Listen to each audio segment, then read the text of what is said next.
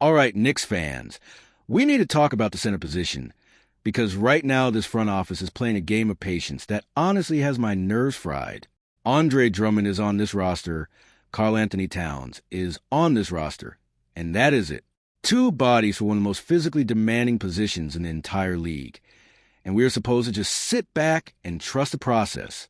I don't know about you, but after everything this franchise put us through over the years, trust is not something I hand out for free anymore. Let's start with the obvious. Drummond is not the long-term answer here. And honestly, nobody in the front office thinks he is either. The guy is 33 years old. His lateral quickness on defense is not what it used to be. And if we're being real with each other, he was signed because he was cheap, available, and good enough to survive the regular season grind. That's it. That's the whole scouting report. He is a bridge, not a building block. And look, there's nothing wrong with bringing in a stopgap guy. Teams do it all the time. But as a fan sitting here in August watching the front office drag its feet, I want more urgency. We're the defending champions. We should not be treating the backup center spot like an afterthought. Now here's where it gets interesting, and honestly, where my frustration turns into a little bit of cautious optimism. Word is the front office isn't panicking because they are playing the long game. They know the trade deadline in February is really the finish line here, not opening night. Since Robinson's injury history is what it is, and Towns needs a real partner who can protect the rim when he can't, the front office is reportedly banking on better options shaking loose as the season unfolds. And you know what? If you look at the landscape around the league, that patience actually makes some sense. Think about it. Right now, some of the names floating around as trade targets are honestly underwhelming. Nobody is thrilled about the current rumor mill. But rosters change fast once the season gets rolling. Teams figure out where they stand in the standings. Guys who look like key rotation pieces in October suddenly become expendable by January. That's just how this league works.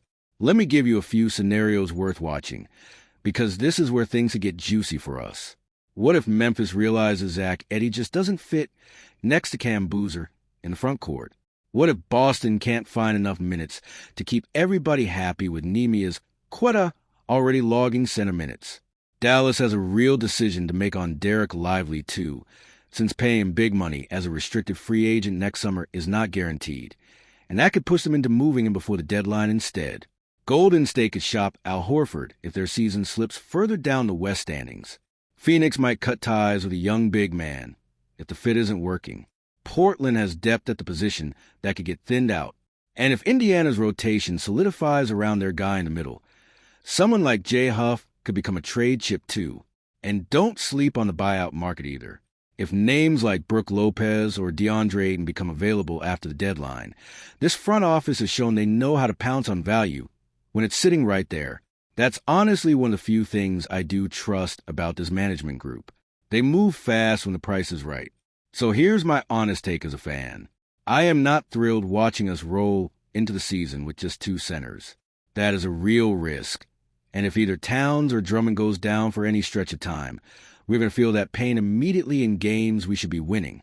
But I also understand the logic of not overpaying for a mediocre name in August just to check a box. This front office has earned some benefit of the doubt after last season. And if the plan really is to strike gold close to the deadline, I can live with some short-term discomfort for a better long-term outcome. What I will not accept is complacency. If February 10th rolls around and we are still running out Drummond as our only real backup with no upgrade in sight, that is on the front office, and I will be the first one in the comments calling it out.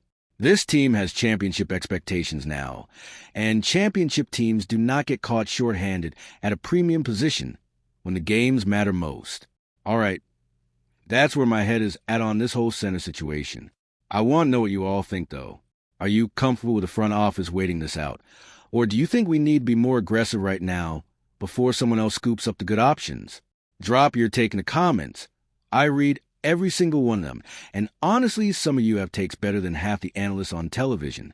If this video gave you something to think about, smash that like button. It genuinely helps this channel grow and it costs you nothing. And if you haven't subscribed yet, what are you waiting for? We are covering every single Knicks storyline all season long, and you do not want to miss what's coming next.